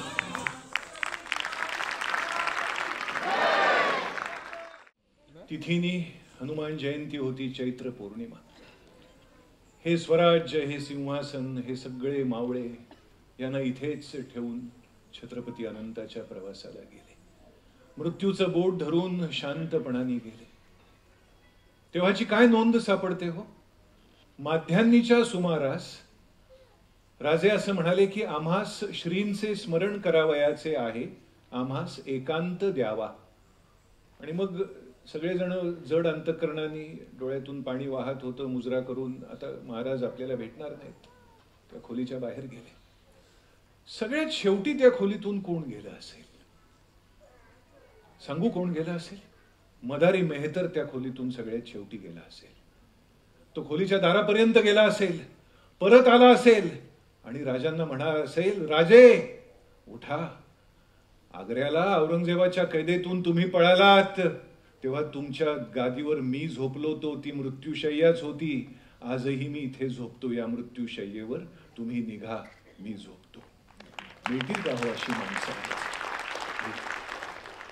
आम्ही शिवजयंतीचा उत्सव साजरा करतो, वर्गणीच्या नावाखाली खंडणी गोळा करतो. एक दिवस भगवे झेंडे नाचवतो, पालख्या नाचवतो. उरलेल्या 364 दिवसांचं काय? 1630 की 1627? तिथीनी करूया की तारखेनी करूया? याही पेक्षा छत्रपतींच्या विचारांचं आचरण आपण जर रोज करणार असू ना, तर रोज शिवजयंती आणि रोज राज्याभिषेक. मला कधी कधी प्रश्न पडतो की खरंच महाराज आम्हाला कळले का हो? एका इंग्रज अधिकाऱ्यानं छत्रपतींबद्दल लिहिलेली 2 वाक्य आपल्याला सांगतो आणि कार्यक्रमाच्या शेवटाकडे आपण जाऊ. तो इंग्रज अधिकारी असं लिहितो की ब्रिटिश नेव्ही, साऱ्या जगावर त्यांचं राज्य होतं. वी रूल 7 सीज, 7ही समुद्रांवर आमचं राज्य आहे. तो ब्रिटिश अधिकारी असं लिहितो की शिवाजी राजे जर समुद्रकिनारी जन्माला आले असते तर आम्हाला हे वाक्य लिहिता आलं नसतं. We rule 7 seas. आमचं भाग्य थोर म्हणून ते समुद्रकिनारी जन्माला आले नाहीत. आणि त्याच्या पुढचं जे वाक्य त्यांनी लिहिलंय त्याच्यावरून आपल्या लक्षात येतं की महाराज त्यांना कळले होते, आम्हाला खरंच कळले का? तो काय लिहितो पुढे? तो पुढे असं लिहितो की शिवाजी राजांसारखा माणूस इंग्लंडमध्ये जन्माला आला असता तर भारतावर काय, आम्ही जगावर 150 वर्ष राज्य केलं असतं. खरंच त्यांना कळले, आम्हाला कळले का? हा प्रश्न पडतो कधी कधी. शिवचरित्र हा परीस आहे. ज्याला ज्याला त्या परिसाचा स्पर्श झाला त्याच्या आयुष्याचं सोनं झालं. आजचा कार्यक्रम हा केवळ मनोरंजनाचा नाही. आमच्या कलाकारांनी उत्तम नृत्य सादर केलं. कथा कहेसो कथक. आपल्या नृत्यातून जे कथा मांडतात ते कथक कलाकार असतात. वेगवेगळ्या प्रॉपर्टीजचा वापर करून, वेशभूषेचा वापर करून आमच्या ह्या सगळ्या कलाकारांनी हे शिवचरित्र आपल्यापर्यंत पोहोचवलं. पण मनोरंजन एवढाच मर्यादित उद्देश आजच्या कार्यक्रमाचा नाही. इथून परत घरी गेल्यानंतर शिवरायांच्या अंगी असणाऱ्या अनेक गुणांपैकी किमान एक गुण आपल्या अंगी यावा यासाठी जर आपण प्रयत्न करणार असू तर आमचा हा प्रयत्न सार्थकी लागेल आणि परवाची शिवजयंती हा त्यासाठी अत्यंत उत्तम मुहूर्त आहे. अजून ते चुकवू नका. छत्रपतींनी हे जे सगळं केलं त्याच्याबद्दल समर्थ रामदास स्वामी काय म्हणतात? याहुनी करावे विशेष तरीच म्हणवावे पुरुष, या परते विशेष काय लिहावे काय सांगावे. निश्चयाचा महामेरू, निश्चयाचा महामेरू, बहुत जनांसी आधारू, अखंड स्थितीचा निर्धारू श्रीमंत योगी. महामेरू बहुत जनासी आधार, अखंड स्थितीचा निर्धार श्रीमंत योगी.